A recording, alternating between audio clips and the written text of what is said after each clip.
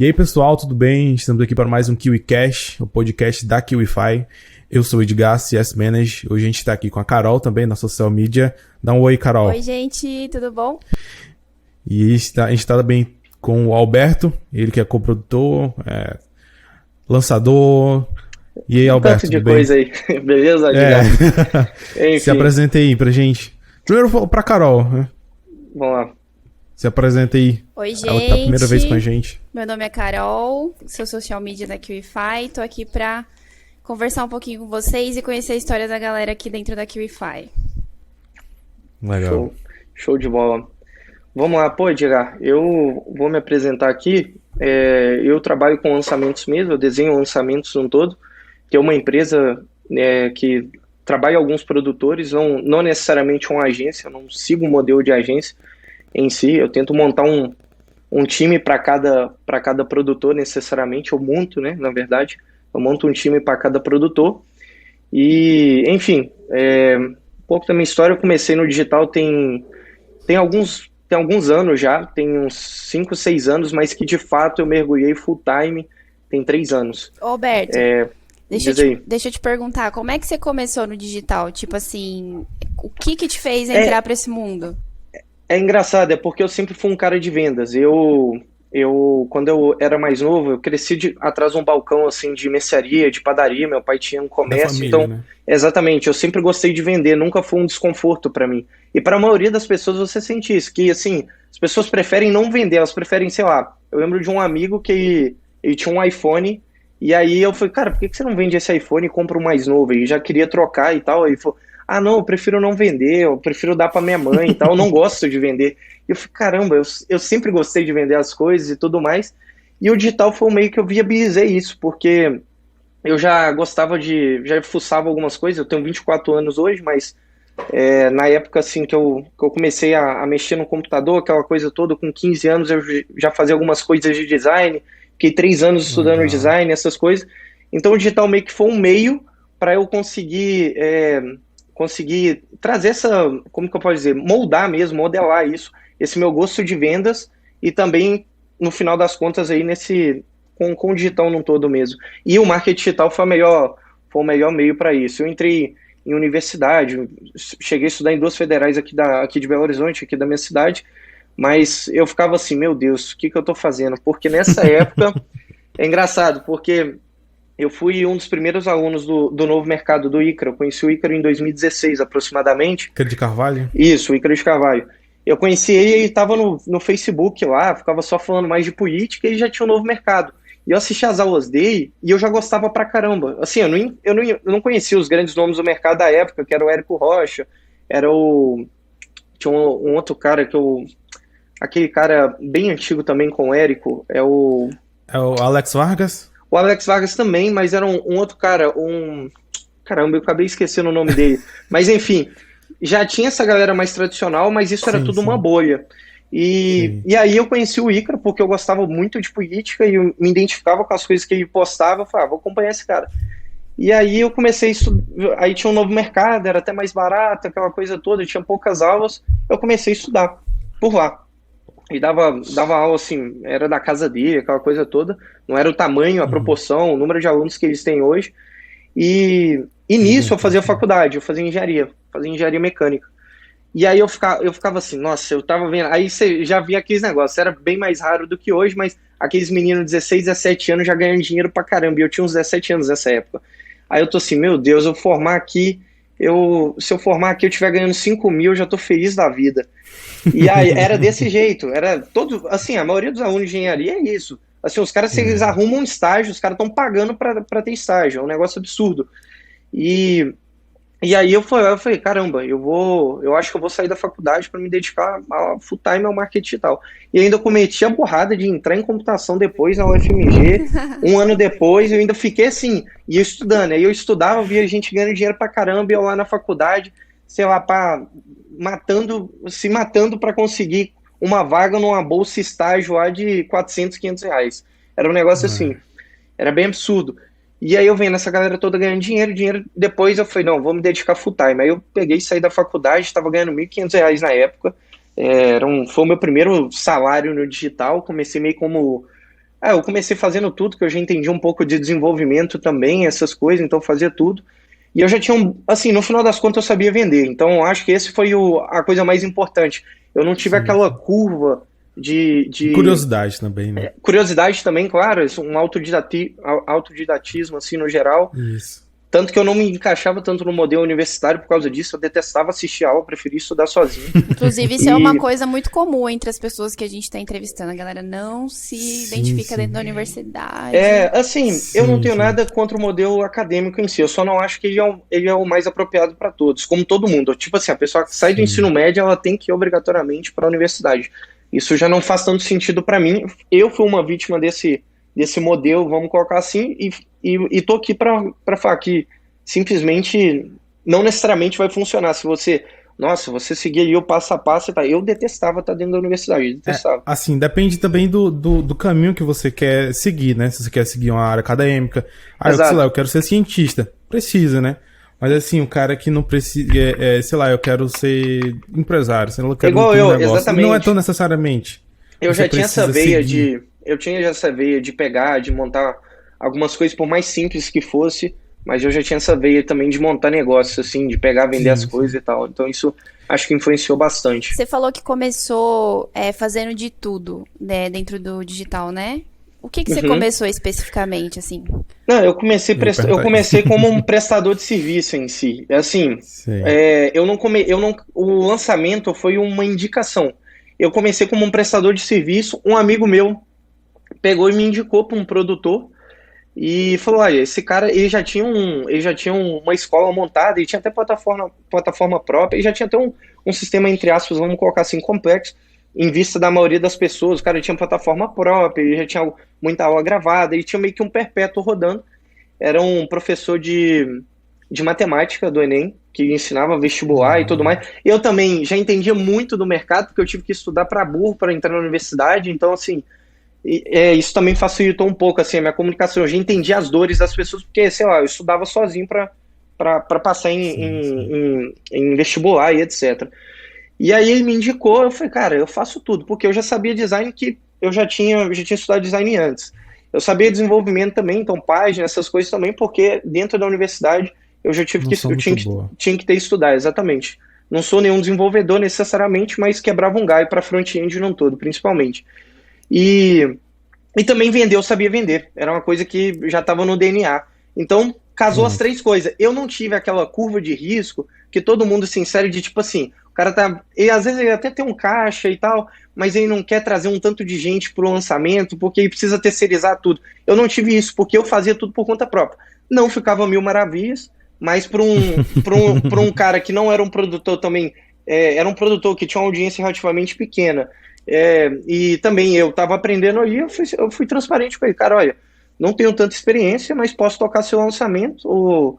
Aí fiz lá, nem lembro quanto que eu pedi de participação, mas foi algo baixo, assim, não foi nada 50-50, 50-50.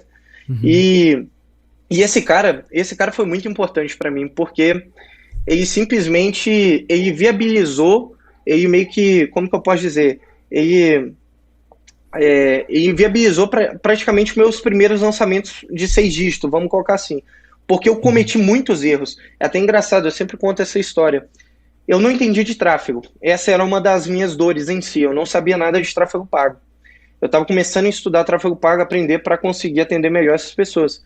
E nessa época eu instalei um pixel para cada página. Hoje todo mundo sabe, isso foi no começo de 2018. Hoje todo mundo sabe que um pixel por página, assim, isso é uma aberração. Você precisa de um único pixel para todo o seu site, para todo o seu domínio. E eu coloquei um pixel para cada página. Eu criei um pixel para a página de vendas, um pixel para... Assim, é uma coisa totalmente contra a arquitetura. Uma salada. Exatamente, uma salada, e não faz o menor sentido. Assim, é totalmente contra a arquitetura do que o Facebook aí entrega, ele te pede. Então o pixel ele tem que ser único para a gente ter o máximo de informação, se nutrir aí de inteligência e afins. E eu criei um pixel para cada página. Assim, pra vocês terem noção de como eu não sabia o que eu estava fazendo nesse sentido. Eu sabia pelo menos os moldes, como vender. Eu tinha também questão estética. Eu tinha um olhar assim já mais apurado. Eu sabia o que era um design feio, o que era um design bonito. Não era aquela coisa meio que canvarizada, assim, uma coisa tão amadora e tudo mais. mas em questão, por exemplo, de gestão de tráfego, eu não sabia nada. Isso aqui fica, para quem estiver assistindo, isso aqui fica como você não precisa saber de tudo para você começar. Quisera eu saber de tudo para ter começado, mas eu não sabia. Eu errei muito, eu errei bastante mesmo. E esse foi um grande ponto, assim. Ainda bem que eu comecei com um produtor pequeno, porque o meu erro me custou muito pouco. Se eu tivesse começado com um produtor grande, sei lá, um cara que já tivesse uma audiência bem grande, uma demanda reprimida gigante, eu ia fazer um lançamento todo errado, e no final das contas, eu ia ter um prejuízo muito maior. Os meus erros, um erro de um pixel, ou seja, cada pixel aí, no final eu estava traqueando nada, estava tentando traquear tudo, mas eu não traqueei nada. Um erro desse pixel, assim, num lançamento grande, me custaria muito dinheiro. E graças a Deus eu não fiz isso. Eu fiz isso, mas eu fiz isso com um produtor pequeno. Eu tinha uma pessoa que não necessariamente foi penalizada, assim, sei lá, talvez esse erro nos custou aí no máximo R$1.000, porque os lançamentos eram todos pequenos. Meu primeiro lançamento deu 7 mil, 8 mil reais de carrinho, eu não me lembro ao certo. Não foi nenhum lançamento estrondoso, nem nada, mas para quem tinha investido, a gente investiu tipo R$200, que era praticamente ferramenta de CRM, ferramenta de e-mail, porque toda a equipe ficou na minha mão. Assim, fiz design, fiz copy, fiz página, tudo eu que fiz. Era uma equipe. Era uma equipe, uma urgência, que hoje muita gente chama, né? E aí, no final das contas, a gente investiu muito pouco e teve um baita ROI. Beleza, não foi um grande faturamento, foi 8K só, mas para quem tinha investido R$200 e para um cara que não tinha nenhuma estratégia de vendas também antes, ou seja, o que ele tinha antes? Ele tinha a plataforma dele e só vendia. Deixava aberto. Quem quiser, ele pegava e mandava o link e vendia. Mas o cara não tinha nenhuma estratégia no final. E aí, hoje eu não lanço mais esse cara, esse produtor, esse expert, mas eu deixei ele também, assim, eu deixei ele com uma estrutura, assim, porque eu fui amadurecendo também, eu fiz 3 ou 4 lançamentos com ele, não me lembro ao certo, acho que foi 4, e aí eu deixei ele já com uma estrutura também. Hoje ele usa uma estrutura de CRM, de e-mail, que eu deixei lá. Eu tô cadastrado na lista dele até hoje, de vez em quando eu recebo. Então tem um tanto de coisa que eu acabei deixando lá, porque eu já tinha amadurecido, eu tava estudando também, assim, era aquela coisa. Acordar às 6 da manhã e dormir meia-noite, 1 da manhã, para acordar às 6 de novo, para estar aprendendo e executando. Ele foi tipo uma escola. Foi a minha maior escola. Foi a minha maior escola, sem dúvida, Caroline, sem dúvida. Esse cara, ele veio, 1 ano depois que eu comecei a lançar aí, foi um pouco menos, acho que uns 10 meses depois, eu fiz meu primeiro lançamento de 6 dígitos. E foi muito engraçado. Esse foi outro lançamento que eu cometi muitos erros. Assim, todo lançamento a gente comete muitos erros, mas a gente vai tentando... Coisa, né? Exatamente, a gente vai diminuindo esses erros. A ideia no final é essa. E esse lançamento, eu fiz um lançamento de R$350 mil de faturamento, múltiplo 6 dígitos, Caraca. E foi eu e um design. Eu não escalei time.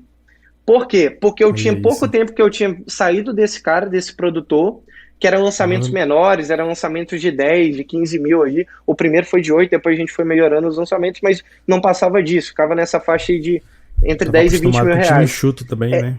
Não, o time enxuto era eu, porque assim, a gente nunca sabia se ia vender. Aquele famoso cagaço, desculpa a palavra, mas aquele cagaço que todo mundo tem.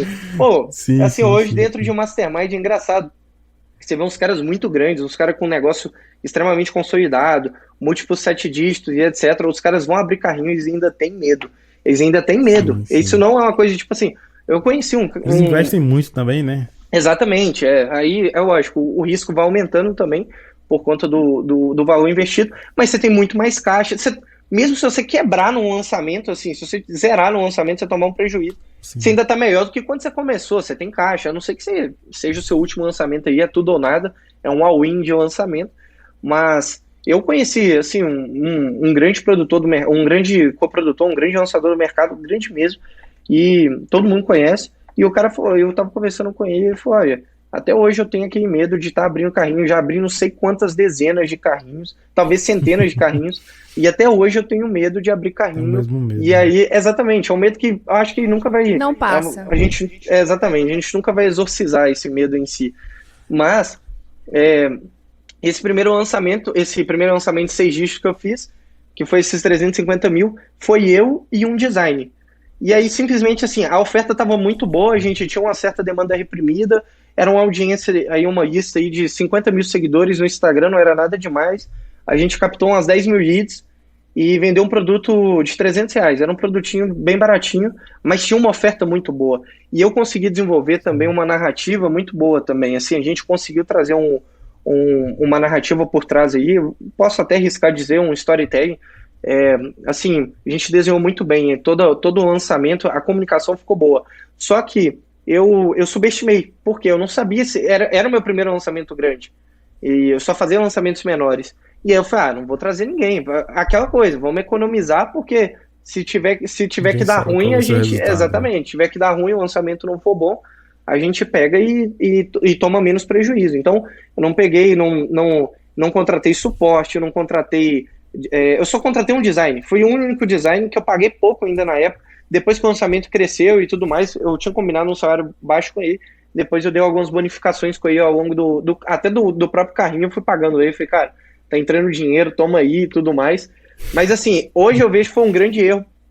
Foi um erro eu não ter escalado um time, porque se eu tivesse escalado um time, esse faturamento teria sido muito maior. Se eu tivesse trago aí, sei lá, uns 20, 30 mil de folha de pagamento, talvez, além do próprio gasto em si de marketing no todo, que é tráfego, que é CRM, que é domínio, é aquela coisa toda e tal.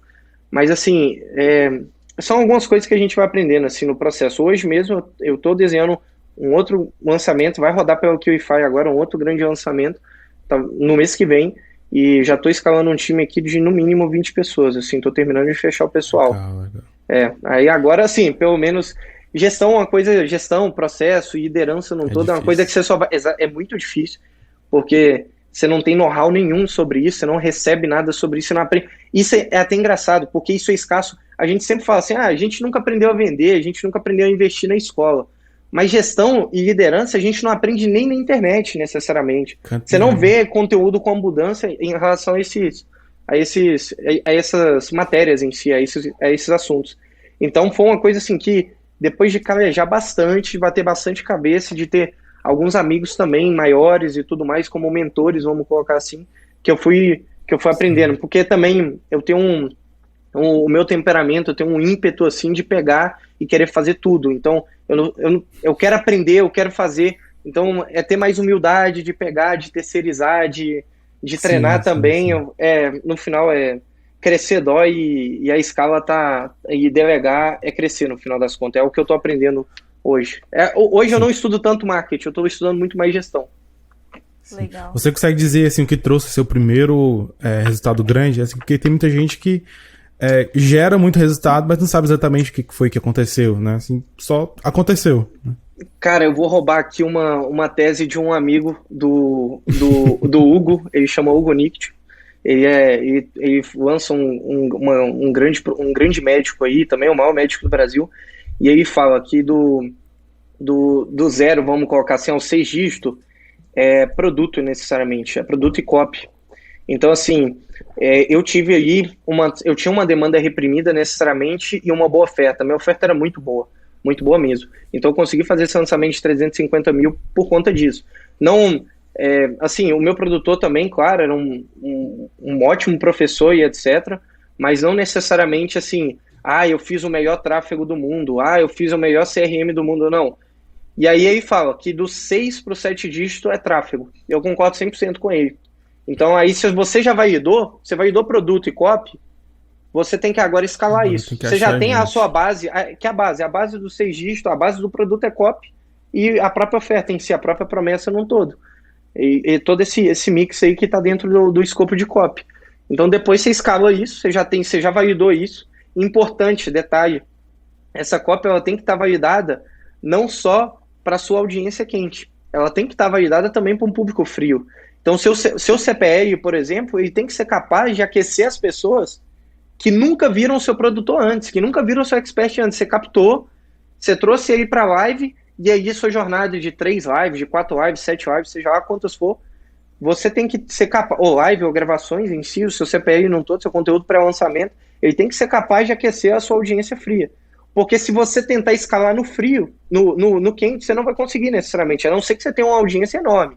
Aí você nem precisa de tráfego necessariamente, a não ser que você tenha aquelas audiências assim, macro-influenciador mesmo, o cara que tem mais de 1 milhão de seguidores, etc e tal, tem uma audiência extremamente engajada, não é só número, Aí você nem precisa, aí é só praticar, aí é demanda reprimida, o primeiro lançamento você já vai fazer 7 dígitos. Mas isso são exceções, né? E como é que é essa história de validar produto e copy? Porque tem muita gente que entra e não tem essa audiência gigante, e aí, né, tem a demanda reprimida. Isso, e a gente pegou até algumas pessoas aqui para entrevistar e tinha essa questão.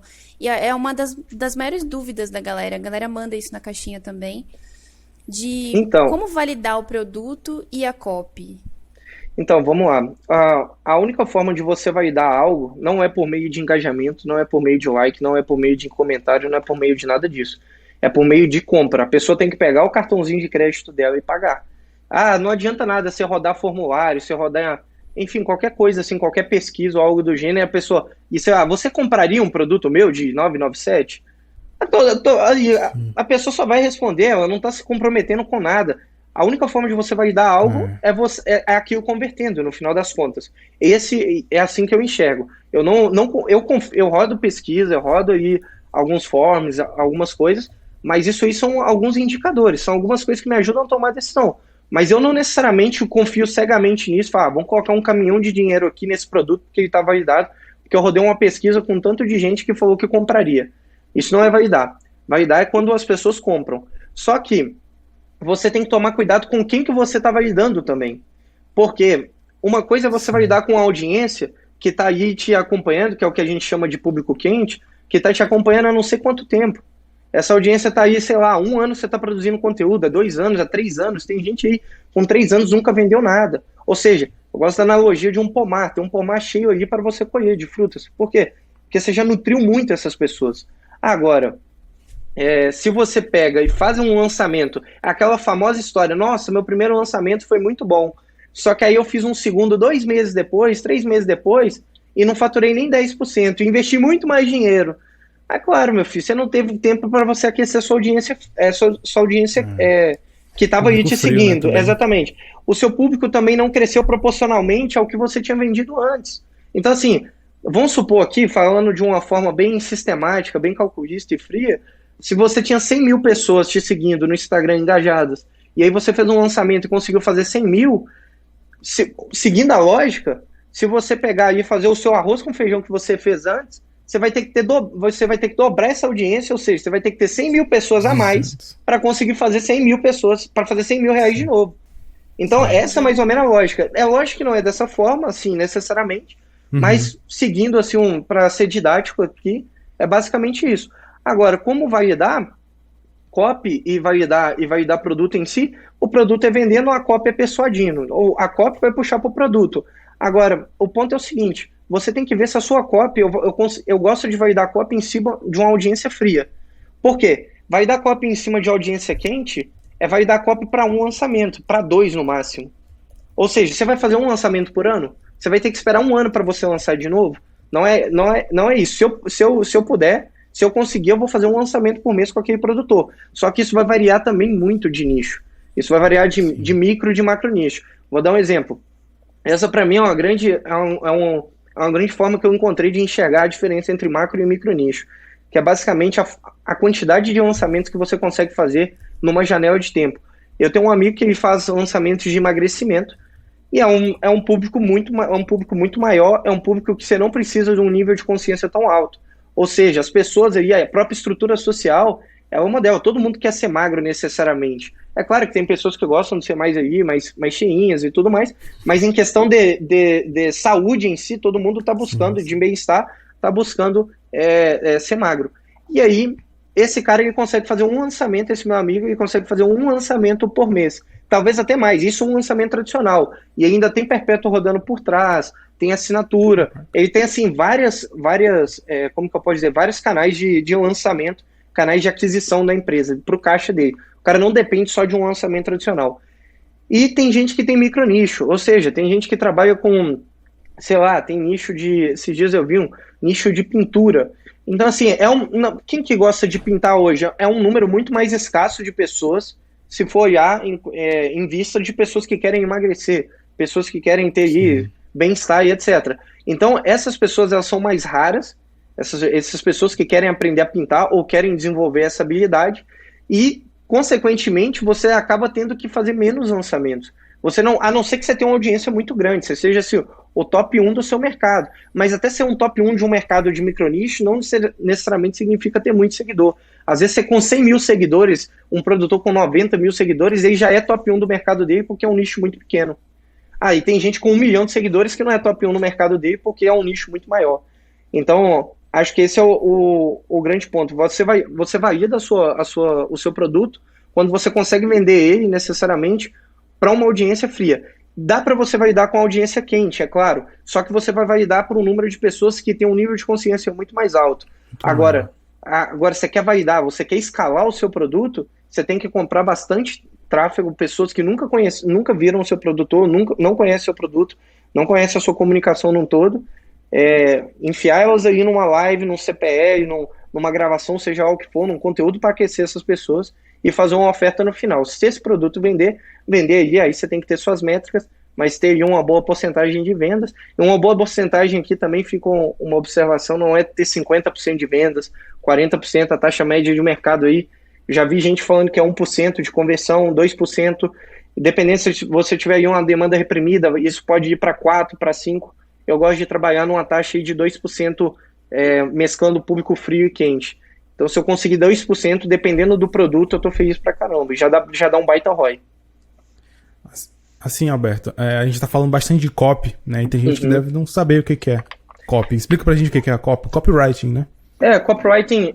Copy, eu gosto de dizer que copy é basicamente você conseguir fazer uma pessoa tomar uma ação. E não necessariamente vender para essa pessoa. Se eu pegar e eu tiver como intuito fazer com que você assista um vídeo meu, se eu escrever uma copy, te mandar um e-mail, e esse e-mail for suficiente para te persuadir a ponto de você ficar aí 1 hora assistindo esse vídeo, eu acho que minha copy foi boa. Então, basicamente, a copy é você fazer com que aí uma audiência, um conjunto de pessoas, ou uma única pessoa também, tomar uma determinada ação. Copywriting é isso. Agora, o mercado de copy aqui no Brasil num todo é um mercado ainda bem júnior, vamos colocar assim, em vista de mercados de fora, sobretudo o mercado americano, que foi onde nasceu. Mas basicamente é isso, copywriting. Roberto, quantos lançamentos você já fez até agora? Desde quando você começou até agora? Putz, eu não tenho esse número assim, mas eu não sei. Faz quanto tempo que você tá no mercado? Já, assim, de lançamentos tem 3 anos, como eu contei, tem aproximadamente 3 anos, uns 2 anos e 10 meses aproximadamente. E eu devo ter feito já cerca de uns 45 lançamentos, 40 e alguma coisa. Eu estimo que está entre 40 e 50, assim, por aí. Desde lançamentos pequenos até lançamentos maiores em si. Enfim. E assim, na sua opinião, vender para uma audiência fria ou transformar a audiência fria e quente e vender? Rapaz, essa é a pergunta de $1 milhão. Esse é o nosso trabalho.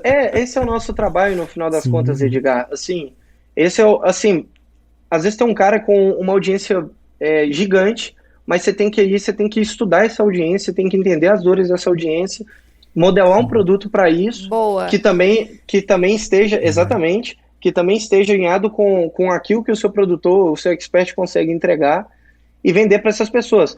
Agora, é claro que é muito mais fácil você vender para uma audiência quente. Demanda reprimida é uma delícia. Você pega um cara aí que tá com não sei quantos mil seguidores, tem não sei quanto tempo que não lança ou nunca lançou, e você abre carrinho. É muito engraçado que você vê muito coprodutor, tipo assim, nossa, igual, eu fui um deles. Quando eu fiz esse lançamento de 350 mil, eu tenho um certo mérito meu, assim, eu vou colocar, porque eu consegui desenvolver uma narrativa muito boa nesse lançamento, muito mesmo. Eu criei um grande inimigo comum e etc. Foi uma coisa que casou muito bem para a audiência. Mas assim, eu vejo muito coprodutor, lançador, que o cara pegou um produtor, conseguiu fechar, o cara já tem não sei quantos mil seguidores, nunca lançou, e aí abre carrinho, o cara não fez nenhuma página de venda, jogou um checkout lá, e aí, nossa, eu fiz 6 dígitos, agora já tô dando consultoria aí, gente, consultoria, não sei quanta hora e não sei o quê. Bom, o cara ele simplesmente só conseguiu fazer 6 dígitos, porque qualquer pessoa faria 6 dígitos aí. Porque tinha uma demanda reprimida. Porque tinha uma demanda reprimida gigante. Então, assim, ter aí um bom senso também de se colocar no seu lugar. O quanto que aquilo ali foi mérito seu, o quanto que foi mérito do seu expert, do seu produtor num todo. Sim. Aquele produto, aquelas vendas ali num todo. Mas aí, assim, a parte mais difícil necessariamente é converter, com certeza, eu digo, é público frio, cara. Porque é uma pessoa que nunca te viu e daqui a pouco você vai fazer uma oferta para essa pessoa. Então, como que, assim, basicamente, dentro do que eu entendo de vendas, basicamente para você vender algo, você tem que ter duas coisas. Você tem que ter, a primeira coisa, confiança. Então, certa vez, eu até perguntei isso para um amigo meu, eu falei, cara, o que precisa para vender necessariamente? O que precisa para eu conseguir te vender algo? A única coisa que precisa, ele falou assim, ter um bom preço. Aí eu falei, então tá, eu sou um bandido e eu quero te vender esse iPhone aqui. Ele deve custar uns 7, 8 mil reais, mas eu te vendo aí por 100. Você quer comprar? Ele falou, não. Eu falei, eu tô te dando um baita preço, é 100 reais, um produto que custa 7, 8 mil. Aí ele falou, não, então não é preço. Eu falei, não é preço, é confiança. O primeiro ponto que você precisa é de confiança para você conseguir vender algo. E você não consegue, quando o público ele é frio, você não tem confiança alguma daquele público. Então a primeira coisa que você tem que desenvolver é confiança. A segunda coisa é consciência. A consciência, ela vai desenvolver no final das contas, na verdade, a própria confiança. Então você precisa aí, é como se diz, é um namoro. Você tem que pegar, você tem que se apresentar aí para a pessoa, você tem que mostrar para ela o que você faz, o que apresentar. Acho que essa analogia do namoro é a perfeita para vendas, né? Para tudo nesse mercado. Porque primeiro você tem que engajar, você tem que pegar, depois você pega o número. Não, primeiro você tem que fazer a pessoa te notar, né? Aí você vai lá, pega o número, chama atenção, é um processo. E a galera... É um relacionamento. Exatamente. E a galera manda assim também, nossa, como é que eu atraio mais pessoas? Eu quero vender, mas não acho pessoas. E, tipo, no fim é você ter confiança para falar do seu produto. Se você não acha pessoas, talvez você não esteja falando o suficiente para entender onde essas pessoas interessadas estão. E acaba sendo muito difícil, né? Exato. Mas, assim, a primeira coisa, assim, Carol, que eu vejo que as pessoas têm que ter, assim, num todo nesse mercado, é um olhar mais humano, assim, é saber que tem outras pessoas que são outras pessoas, não é por mais que seja uma massa de pessoas, uma audiência grande necessariamente, ainda assim são pessoas que estão aí do outro lado, você tem que pegar e enxergar, você tem que enxergar, ter um olhar assim mais individual, um olhar mais único assim para cada uma daquelas pessoas aí dentro, claro, dentro do possível, mas pensar, pô, se eu fosse uma pessoa que estivesse consumindo o conteúdo desse produtor, o que eu gostaria, como ele me ajudaria necessariamente? Você tendo esse olhar mais humano e tentando esquecer um pouco essa ideia dos dígitos, é claro que é importante você fazer grandes lançamentos, esse é o objetivo no final, você fazer grandes lançamentos, conseguir entregar um bom produto, um produto que transforme as pessoas aí, mas esse é o ponto, assim, é você conseguir ter um olhar mais humano mesmo para a sua audiência e tentar pensar de uma forma menos monetária, vou fazer isso, como que eu consigo fazer mais lançamentos? Não, a primeira pergunta, como que eu consigo fazer um bom produto para conseguir ajudar essa audiência, e a partir disso você consegue ir desenhando e você vai chegar na parte monetária, que é extremamente importante, e você vai ver aí o potencial daquilo aí para fazer dinheiro. Roberto, por falar nisso, acredito que pode ser, é uma dúvida que eu tenho pessoalmente e pode ser dúvida de outras pessoas também. Você como lançador, você escolhe um nicho específico para poder escolher seus experts, ou você consegue lançar pessoas de diferentes nichos? Isso é uma coisa, é uma dificuldade, porque como você disse, você precisa saber você precisa conhecer as pessoas, as dores e tudo mais. E você como lançador, e sei lá, de repente você lança 6 pessoas ao mesmo tempo, todas de nichos diferentes, como é que você consegue saber a dor do cliente final do seu produtor, sabe assim? Como que isso se dá para você? Olha, eu conheço pessoas que fazem lançamentos de muitas pessoas de nichos diferentes. Esse não é o meu caso. Eu gosto de ficar no mesmo nicho aí, ficar numa certa zona de competência, mas esse é o meu jogo. Assim, nesse mercado digital a gente tem que tomar muito cuidado com aquela ideia de tipo assim, isso é 100% verdade, eu não estou sendo nenhum relativista, a verdade existe, a minha própria afirmação aqui prova isso, mas a gente tem que tomar um cuidado de tipo assim, isso é errado e isso é certo. Claro que tem algumas coisas, algumas leis no mercado digital, mas essa não é um dos casos. Tem gente que advoga, não, só vai dar certo se você estiver lançando uma determinada vertical do mercado, um determinado nicho, uma determinada área. E eu conheço pessoas bem-sucedidas, fazem vários lançamentos, múltiplos 6, 7 dígitos, e que conseguem aí fazer lançamentos de diferentes nichos. Só que esse é um jogo que você tem que ter uma baita equipe, já começa aí questão de gestão, de processo, de equipe, Então esse é o primeiro ponto. E o segundo ponto é você ter noção que você não vai ser bom em nada, necessariamente. Você vai ser um generalista em todos os seus nichos. Então você tem que colocar pessoas capazes, aí você tem que delegar para pessoas, para um gerente de projeto, para um coprodutor também que poderia estar aí sendo seu braço direito, seja o que for. Você tem que tentar trazer alguma pessoa para se tornar especialista daquele produtor, daquela área, daquele nicho. Porque senão você vai ficar naquela coisa rasa sempre. Não dá para fazer lançamentos sabendo o mínimo. Você tem que trazer alguma pessoa capaz para conseguir, capaz de construir aí uma comunicação que chegue aí nas nuances, chegue aí nas dores da audiência necessariamente. Agora, eu particularmente, eu prefiro o jogo de se manter uma determinada vertical. Em si, é até engraçado isso, porque o Arthur, CEO da QIFI, né, ele me falou, me chamou, mandou mensagem no Instagram e falou: Alberto, cara, a taxa de aprovação do seu nicho é a maior de todas, porque eu já tinha feito mais de um lançamento dentro da QIFI, e aí não era do mesmo produtor, e ainda assim, era uma taxa de aprovação Bem de alta. cartão. A taxa de aprovação de cartão, eu acho que ele chegou a falar que era 97%. É a maior, historicamente, Bem assim, alta. dentro da plataforma. E aí ele falou: isso é coisa do seu nicho. O meu nicho é um nicho de estudo, é um nicho mais intelectualizado, é um nicho de cultura. Então, qualificado já. é um nicho, exatamente, é um nicho assim, não é um nicho mais tão aberto, é um nicho que exige mais um nível de consciência. Aí está uma grande dor minha no mercado, necessariamente. Eu não consigo, muitas vezes, escalar tanto no frio. Por quê? Porque a minha barreira de entrada é muito grande. Por conta do meu nicho. São nichos menores, não são nichos muito pequenos, mas são nichos menores, são nichos que não é um nicho de como ganhar dinheiro na internet, mercado financeiro, inglês ou coisas do gênero. Uma coisa mais geral assim.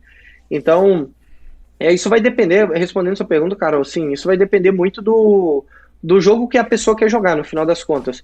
Ela vai ter saco, ela vai ter paciência, ela vai ter também, vai ter aí culhão para conseguir aguentar aí vários lançamentos, múltiplos lançamentos de diferentes nichos e tal. Você tem que ter um processo de gestão aí bem alinhado aí por trás para conseguir fazer isso. Não que em lançamentos de uma única vertical você não precise disso. Para um lançador você vai precisar de uma boa gestão, para 2 mais, para 3 mais, a coisa vai ficando mais complexa. Mas eu gosto de focar mais num nicho mais específico, assim, num nicho mais cultural, por conta da isso é outra coisa também que eu gosto de dizer. Aquele nicho que você lança, muitas vezes ele é reflexo do que você gosta. Então eu me identifico muito com isso, eu entendo disso. Eu sempre gostei de estudar, eu sempre gostei de ler. Então isso tudo foi bem importante para mim na hora de eu escolher meu nicho necessariamente. Faz todo sentido. Deve dar uma... Eu Legal. fico imaginando, tipo, será que é possível isso, meu? Eu vejo os produtores da QIFI e a galera repostando e tal, e aí eu fico me perguntando, caramba, será que é possível um cara só lançar várias pessoas de vários nichos diferentes e não, sei lá, ficar descacetado da cabeça? Porque deve dar um trabalhão, né? Dá bastante trabalho. E existem essas pessoas. Hoje uma pessoa que faz isso é o Mac de Carvalho. Ele lança várias pessoas, ele lança diferentes nichos e tudo mais, só que ele tem uma equipe bem robusta por trás para conseguir atender esses diferentes nichos. Ele fica mais dentro da gestão, eu sigo uma certa divisão, que é praticamente a divisão estratégica, tática e operacional, aqui na hierarquia. Quando você está atendendo diferentes nichos assim, tudo mais, você tem que ficar só na estratégia. O tático ainda tem um pouco de operacional, e a operação é quando você está aí na mão da massa. Você tem que ficar 100% pensando aí em estratégia, em como vai vender mais, em qual produto vai ser melhor, ajudar no desenho de produto num todo, aquela coisa toda. Então você tem que ficar 100% por conta de pensar. Pensar é a sua maior tarefa, e no digital, no final das contas, é isso mesmo. Só que é bem difícil você chegar nesse pódio aqui só estratégico, porque você tem que delegar toda a sua operação.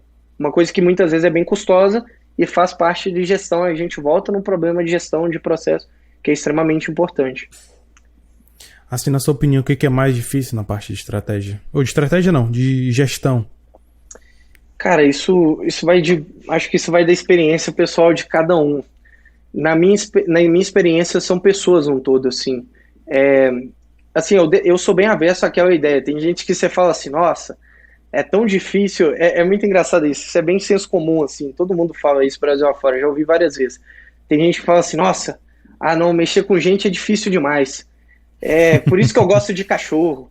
ou por isso que eu gosto de gato e tal, nada contra animais, mas eu já vi isso, assim, de uma pessoa que trabalhava com outra, mexia com ele. Você vai trabalhar com um cachorro, assim, não faz o menor sentido. Então, é você ir, conseguir, isso não faz, essa parte de, mexer com pessoas, ela é muito mais uma parte, assim, pessoal, uma questão particular, de tipo assim, de como que você lida com as pessoas necessariamente, como você lida também com os problemas das pessoas, você como um gestor de projetos, você como um CEO, você como um head aí de algum time ou algo do gênero, como que você vai conseguir lidar com os problemas aí, com as demandas, com as crises também, sei lá, eu já tive colaborador, funcionário que eu tava no meio do lançamento, o cara me mandou mensagem falando, eu tô passando mal e tudo mais, assim, o lançamento não vai parar, eu tenho que ter aí um olhar humano para aquele cara e olhar para ele e falar, caramba, por mais que eu esteja, talvez eu vou ter muito problema, eu vou ter muito gargalo, eu vou ter alguns problemas, assim, dentro do lançamento, vai fazer falta esse cara, e isso vai me ocasionar, talvez, um possível prejuízo. Ainda assim, eu tenho que ter um olhar humano para aquele cara e falar, porra, o cara tá passando mal, ele tá ali, eu não posso olhar... Não é um robô, né?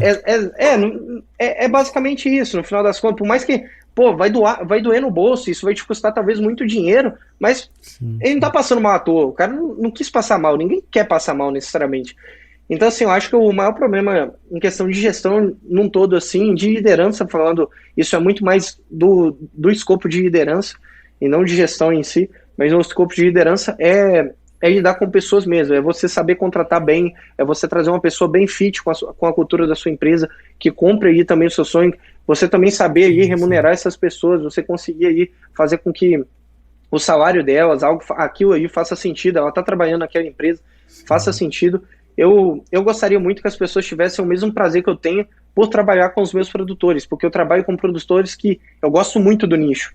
Eu não pego nicho que eu não concordo. Se for um nicho que, assim, é uma coisa que vai contra os meus valores e etc., eu não pego. Já dispensei esse lançamento grande por não concordar com aquele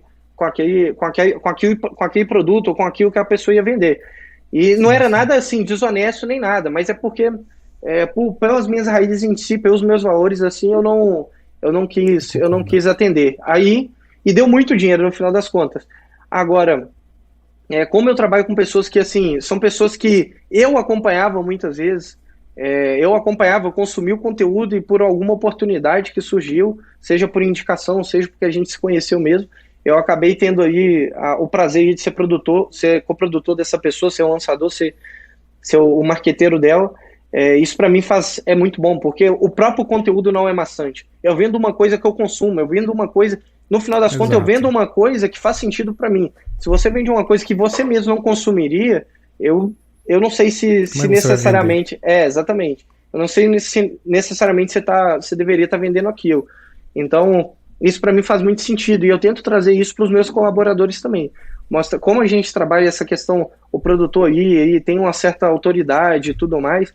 Muitas vezes eu trago pessoas que, para trabalhar comigo, que ela não tenha só uma competência técnica, ela tem que ter um fit aí, não só de comportamento, mas um fit cultural. Para ela tem que fazer sentido aquele produto, aquele conteúdo que aquele produtor produz também e tal. Isso é bem importante para mim, não só para mim, mas também para todo o meu time. Como que você escala o seu time, assim? O que a pessoa tem para trabalhar contigo?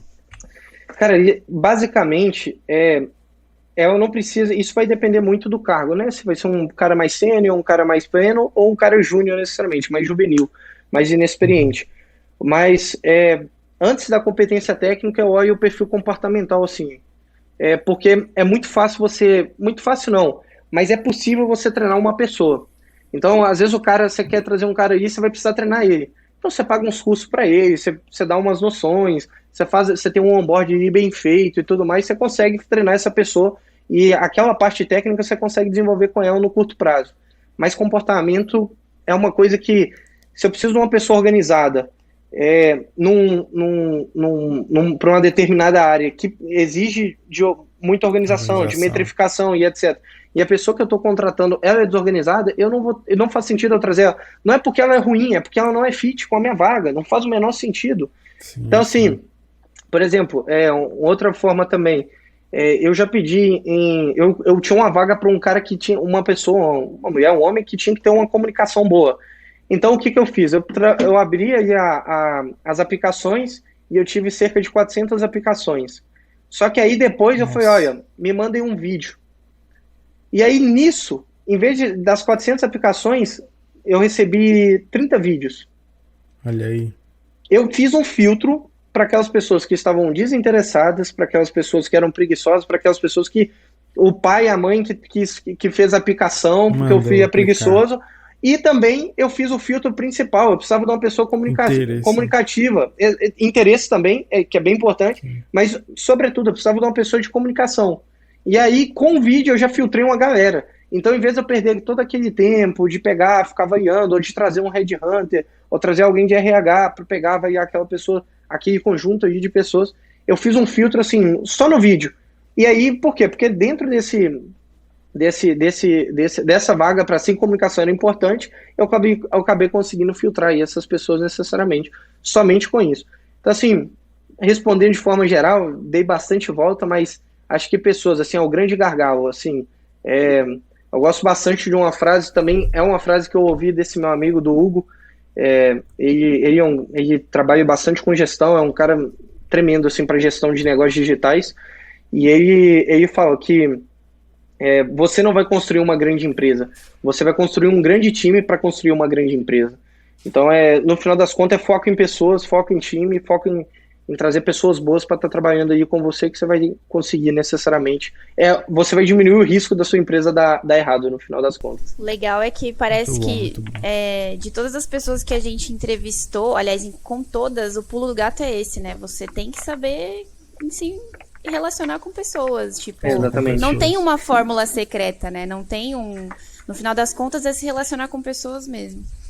Você vai ter um teto no final de crescimento, Carol. Sim, você não vai conseguir fazer grandes lançamentos. Às vezes vai conseguir fazer com poucas pessoas, ou às vezes só você e mais. Igual eu fiz um lançamento de 350 mil só com design, mas eu não repetirei esse feito. Eu tive algumas circunstâncias para conseguir fazer isso. E isso é bem engraçado, porque tem gente que acha que vai, por estar abrindo porcentagem, por estar fazendo isso e tal, que essa pessoa, no final, se você não conseguir trazer mais pessoas aí para trabalhar com você, que compra aquele seu sonho, que compra aí seu produto, que compra aí no final das contas a sua empresa em si, você não vai conseguir crescer. Você tem que trazer pessoas boas para estar do seu lado, para você ter um pouco de paz também, porque é muito estressante. O lançamento por si só é um processo que você tem bastante pressão, dá muito além de muito trabalho, dá muita coisa errada aí no meio do percurso, coisa que sei lá, uma pessoa passou mal, como eu dei de exemplo, ou então uma demanda que não foi entrega no prazo, e assim por diante. Muita coisa é passível de dar erro. Assim, imagine só, um lançamento que você vai fazer um lançamento ao vivo e você não tem internet. Eu já tive esse lançamento de 350 mil, pra vocês terem ideia, meu produtor é de Santa Catarina, e aí tava tendo, tipo, não era tipo uns tornados que tava tendo na região de Santa Catarina, exatamente. E nesse dia, era um dos dias do CPE, ou era o dia de abrir carrinho. Eu tive 3 dias de CPE para ir abrir carrinho no último dia. E um dos dias, eu não lembro se foi o primeiro dia ou se foi o último, tava tendo tornado lá, o cara tava sem internet, sem luz.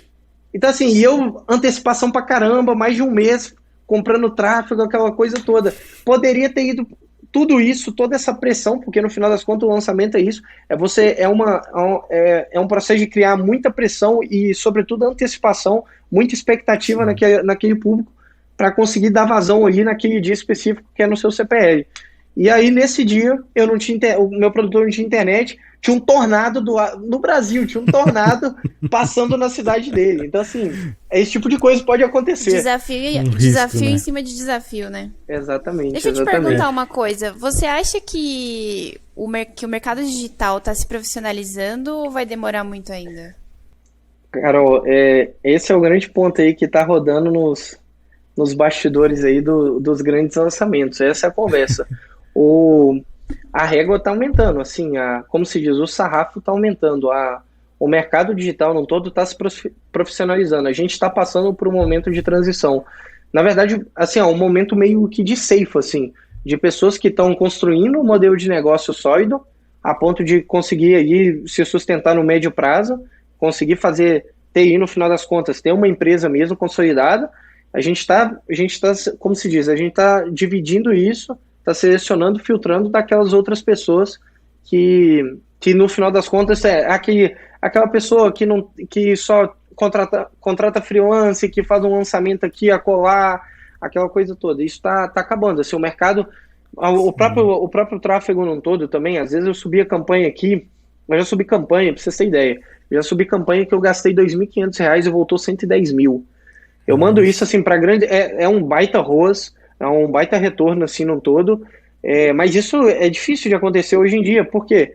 Porque tá muito mais difícil você alcançar as pessoas certas. A questão do traqueamento, a questão dos dados das pessoas e tudo mais, está cada vez mais escasso, está cada vez mais valorizado, está cada vez mais difícil necessariamente você conseguir alcançar as pessoas certas aí. E o grande custo da internet é isso, é você conseguir alcançar e ter aí a atenção, o grande ativo é a atenção, né? Mas você conseguir alcançar essas pessoas é o grande desafio, necessariamente, é o que mais custa. Todo lançamento, o que mais custa praticamente em todos os lançamentos é o tráfego. Tem gente que gasta aí 1 milhão em tráfego, 2 milhões em tráfego para conseguir trazer aí uma audiência enorme de 100, 200 mil pessoas aí para isso, para conseguir trazer aí para as lives em si e depois fazer uma oferta. Mas o mercado está passando por um momento de transição, Carol. Sem dúvida, sim. Quem não se profissionalizar, não vou chutar, porque eu não tenho competência para ir, daqui X anos. Mas eu acredito, assim, no curto prazo mesmo, acredito que quem não se profissionalizar, as pessoas, vai acabar saindo mesmo, vai acabar quebrando no mercado mesmo. Entendi. Sim. A gente conversou com o André Santa Cruz e ele disse assim, para você começar, se você começar hoje, você já tá atrasado. Exato. Então começa, né? Exatamente. Começar a se profissionalizar. Quanto antes você começa, mais cedo você erra, mais cedo você acerta, né? Exatamente. Sim. Exatamente. E assim, para você, qual é o momento exato, assim, ideal, eu digo, né? Para crescer a equipe, para você, qual é o melhor? Cara, acho que o momento ideal, eu gosto de pensar no seguinte. Primeiro, isso depende do tanto que o cara também vai ter aí de coragem mesmo de tomar risco. Então, se o cara ele é um cara mais agressivo, então o cara forrou um caixa aí de, sei lá, de 20 mil, de 15 mil, cara, nossa, eu já tenho caixa na empresa aqui, vou começar a contratar. 15 mil, sei lá, é um mês de folha de pagamento, trazendo gente júnior para ele em si. Tem cara que... E por quê? Porque às vezes ele tem um grande projeto na mão que pode dar um grande retorno e ele tem que fazer um all-in ali e tal. E tem gente que tem muito mais dinheiro, tem ali 300, 400 mil no caixa da empresa e o cara ainda não quer arriscar. Isso vai variar bastante. Mas o ideal, assim, o que eu penso é você conseguir ter um bom produto e você conseguir vender bastante desse produto. Nenhuma empresa se sustenta sem venda. Então, assim, por mais que eu tenha o melhor gestor de tráfego do mercado, o melhor copywriter, o melhor cara de CRM, de automação, de desenvolvimento, eu tenho os melhores funcionários, colaboradores em si, mas eu não tenho um bom produto, eu não tenho um produto que venda. Isso para mim é um grande problema. Então, primeiro é você ter esse produto que vende mesmo, você conseguir aí validar isso, como a gente já conversou anteriormente. No final, isso aqui virou uma consultoria, mas é uma aula. É uma aula, mas é você conseguir validar aí, no final das contas, tendo aí um produto validado, você conseguir fazer com que aquilo aí venda, eu tenho certeza que esse produto vende, então começa a escalar uma equipe. Começa a montar a equipe que você vai conseguir escalar esse produto, você vai conseguir vender aí mais. Acho que esse é o ponto. Legal. A gente abriu algumas perguntas, uma caixinha de perguntas e tiveram algumas perguntas aqui. Você topa responder pra gente? Claro. Manda aí, Legal. Ó, vou começar aqui do Marcos Menoshi. Ele tá dizendo assim, meu lead tá caro. Qual a forma mais eficiente de resolver isso? Só que aí ele abre um parênteses e escreve rápido. Isso vai depender bastante, porque isso não dá... Eu vou dar um tiro no escuro aqui, porque no final das contas isso varia bastante. Preço de lead tem várias variáveis, sejam variáveis dentro da sua empresa, dentro do seu lançamento, dentro da sua comunicação, como copy, como criativo num todo, falando criativo aqui desde gravação, da captação aí do vídeo, da imagem e etc., como da copy em si. Então pode ser isso, pode ser um problema de copy, pode ser um problema de página, esse eu estou falando de problemas internos em si, do lançamento, pode ser um problema de página. Você tem que saber a taxa de conversão da sua página de captura. Você está usando uma única página de captura ou você está usando 5, 10? você tem que validar isso. Tem gente que faz captação com uma única página de captura. Né? Então, assim, e chega aí, a pessoa tem que passar naquela página aí, senão ela não... naquela promessa em si. Mas você pode diversificar essa sua comunicação, essas suas promessas, essas suas headlines e trazer isso em várias páginas de captura. Você pode trocar o seu banner de topo ali. Enfim, isso vai variar bastante do nível de consciência do seu público também. Também isso pode ser um problema necessariamente do tráfego em si, mas eu acho que esse é o menor dos problemas, porque às vezes a gente acha que a gente tem que ficar aí construindo, procurando a audiência aí, tem até uma expressão do mercado, isso é muito engraçado, é bem cômico,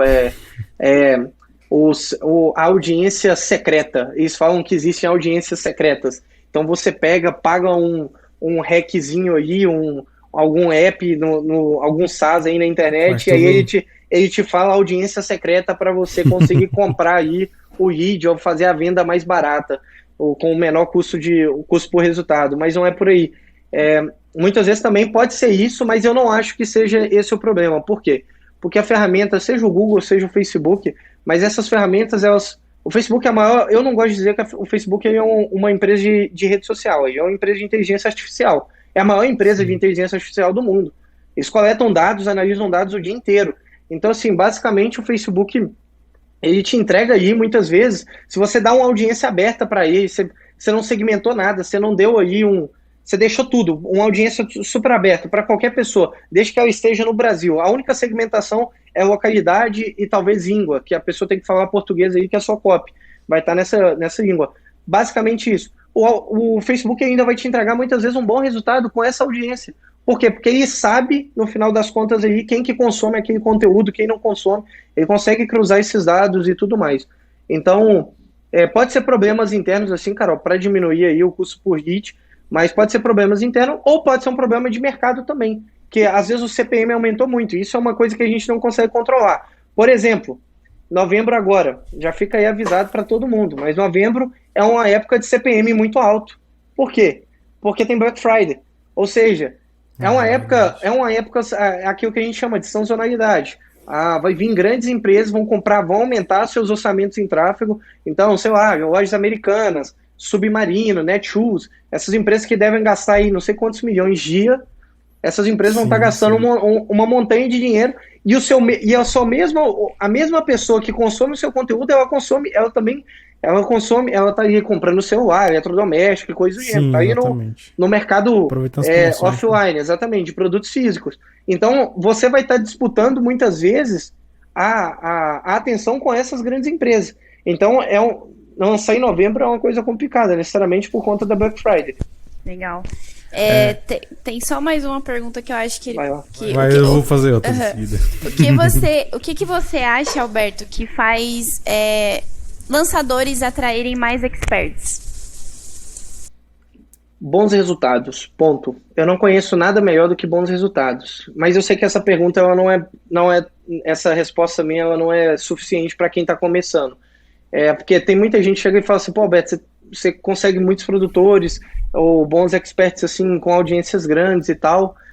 Como que você consegue? Por indicação. Eu comecei com pequenos, mas chegou num ponto aí que eu gosto de dizer que é meio que o turning point, é o ponto de virada aí, que eu consegui uma indicação de um bom produtor, que foi meu produtor que viabilizou, fazer meus primeiros 6 dígitos.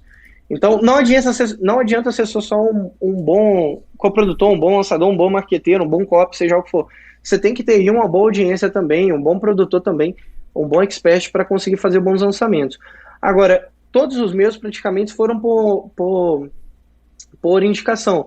Eu tive um só que eu fechei porque eu gostava do conteúdo do cara, eu sabia que não tinha ninguém lançando ele, eu mandei um direct para ele. Só que eu só consegui prospectar ele porque eu tinha bons resultados. Então, você tem toda a autoridade, mostrando que você não é um cara inexperiente. Você tem aí um print, quantos faturamentos, você vai lá, manda pro cara. Eu já fiz lançamentos de não sei quantos dígitos, manda pro cara e tal. Isso ajuda bastante. Agora, para quem está começando, é ter paciência mesmo, perseverança, de primeiro fazer com que esses produtores pequenos façam dele a melhor escola possível. Graças a Deus eu tive um produtor pequeno, porque se eu tivesse pegado um grande produtor no início, eu tinha perdido muito dinheiro. Então, faça desses pequenos produtores uma grande escola para você. faça como se tivesse, faça lançamentos para esses pequenos produtores como se estivesse fazendo lançamentos para grandes. Porque quando chegar um grande, você já vai ter, você vai ter know-how, você vai ter experiência, você vai ter tudo aí para conseguir fazer com que o lançamento dele seja grande mesmo, de fato. Não só pelo tamanho da audiência dele, mas também pela complexidade que você vai trazer para o lançamento. Então, é fazer com que os pequenos produtores, fazer de conta que no final das contas aí é um grande produtor e fazer com que aquele lançamento dentro das suas proporções seja um grande lançamento também. E aí, quando chegar aí uma pessoa que te conhece, sabe que você está fazendo bons lançamentos, ou talvez você mesmo conseguiu construir essa audiência com o seu produtor a ponto de escalar esse lançamento e fazer um grande lançamento. Eu tenho um amigo também que ele constrói audiências com... É uma coisa assim, é heróico o que ele faz. Ele constrói audiência, o nome dele é Matheus Godoy.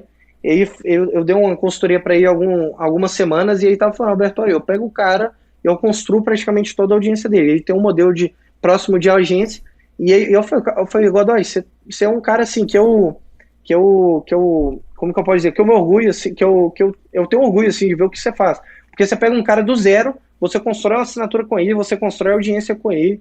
Esse seria muitas vezes o cenário ideal. E talvez tem gente que todo mundo está pensando em vai cair um grande produtor na minha mão, um cara de 1 milhão, esse cara não vai cair. E se ele cair, ele vai te dar uma porcentagem ínfima do lançamento, porque você não fez nada, toda a audiência, todo o trabalho duro, quem fez foi ele. Ele e as pessoas que estavam envolvidas com ele. Então, assim, muitas vezes é pegar, talvez, produtores médios aí também, tentar prospectar um produtor que já tem uma audiência aí de 20 mil, de 15 mil seguidores, e fazer um trabalho aí 1 a 1, fazer um trabalho aí bem próximo para conseguir construir uma audiência com ele e viabilizar grandes lançamentos. Muito bom.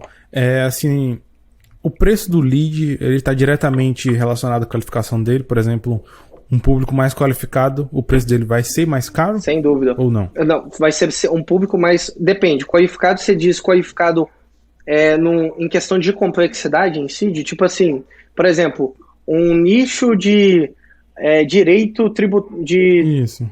É isso?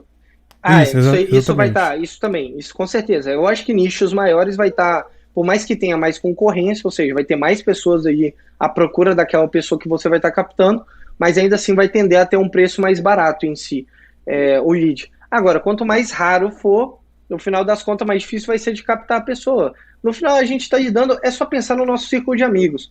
Quantos cientistas envolvidos em macrobiologia que você conhece? Talvez nenhum. Então, se você for fazer um lançamento para esse nicho, é claro que vai ser muito difícil de você conseguir captar essa pessoa. Porque é muito engraçado. Às vezes a gente olha para a audiência do Facebook ou do Google, a gente olha lá, potencial da audiência de 1 milhão de pessoas. Só que a gente nunca parou para pensar que essa 1 milhão de pessoas também tem que estar ativa no celular. Elas têm que estar com o celular ligado ou com o computador ligado, seja lá o que for. Ela tem que estar no dispositivo. Não ali é 1 milhão de pessoas que existem. Potenciais pessoas que existem são 1 milhão de pessoas que você poderia captar. Mas essas 1 milhão de pessoas aí tem diversas nuances. É de 15 anos a 60 e tantos mais anos de idade. Essas pessoas têm que estar no celular também. Você tem que ganhar o leilão do seu anúncio aí, porque você está disputando isso com outras pessoas. Então tem uma escada aí, uma cascata, aliás, de perdas que você vai tendo para conseguir alcançar aquela pessoa específica. O Facebook tem que julgar que aquela pessoa ainda é certa e ir para o seu anúncio. Então são várias variáveis aí para você conseguir chegar aí no final das contas e captar uma única lead. É um processo complexo, assim, se você for parar para pensar, apesar de simples de operacional, de fazer, assim, da operação em si. E assim, quando você vai fazer um contrato com um expert, né, um produtor, você faz um contrato de sociedade ou de prestação de serviços, por exemplo? Cara, isso depende também. Eu gosto de pensar no seguinte: primeiro, entra aquela analogia de relacionamento de novo. Não só de relacionamento com a sua audiência, mas relacionamento com o seu produtor. Isso é primordial. É impossível você ter uma sociedade com um cara que você não gosta, com um cara que você não lida bem, com uma pessoa que você não consegue lidar bem. Ou seja, você tem muitas diferenças com ela e tal. Então esse alinhamento de valores também é uma coisa que eu cultivo muito com meus produtores. Acaba que o nicho acaba ajudando nessa homogeneização, nesse alinhamento mesmo num todo de valores, que acaba ajudando aí a ter uma boa relação de sociedade. Mas, a princípio, eu gosto de fazer um primeiro lançamento para ver como que a pessoa, a gente lida mesmo. Eu tenho que gostar de trabalhar com ela, tenho que gostar de trabalhar comigo. No final das contas, a gente vai ter muito contato aí. É uma relação que a gente vai construindo, que muitas vezes aí entra a analogia do relacionamento. Primeiro você tem um namoro aí com o seu produtor, depois você noiva com ele, ou seja, você fez um lançamento 2, você viu que o cara é legal, o cara gostou de trabalhar com você, você gostou de trabalhar com ele também, o lançamento deu certo, as coisas estão indo bem, então você noivou com o cara e aí você faz um contrato com ele. E quiçá, se você, assim, no médio e longo prazo, se você quer construir de fato aí uma empresa com aquele produtor e tudo mais, aí é montar uma sociedade, aí você tem CNPJ único, enfim, mas isso é um processo mais de maturidade mesmo entre os sócios, né, de relacionamento. Você vai amadurecendo sua relação aí, a ponto de você ter um caixa aí em comum com essa pessoa. Então, no final das contas, o dinheiro do lançamento não é aquela coisa, vai tantos por cento para mim, tantos por cento para o produtor, cada um gasta da forma como quiser. Não, você tem um negócio aí por trás, você tem um caixa em comum com o lançamento e é da empresa. E aí você tem todo o sistema de prolabore, de DRE, de retirada e etc. Sim. E tal. Mas isso é uma coisa que muitas vezes a gente constrói, eu nunca vi ninguém construindo em primeiro ou segundo lançamento, é uma coisa que você constrói no longo prazo, assim, no médio prazo, tanto com os lançamentos indo bem, necessariamente, a empresa indo bem, e também os projetos indo bem, aliás, e também a sua relação com o seu produtor. Ou seja, no final das contas, o que vai ditar se essa parceria deu certo são os resultados que os dois conseguem juntos, né? Exatamente. É os resultados e as relações interpessoais, que é extremamente importante.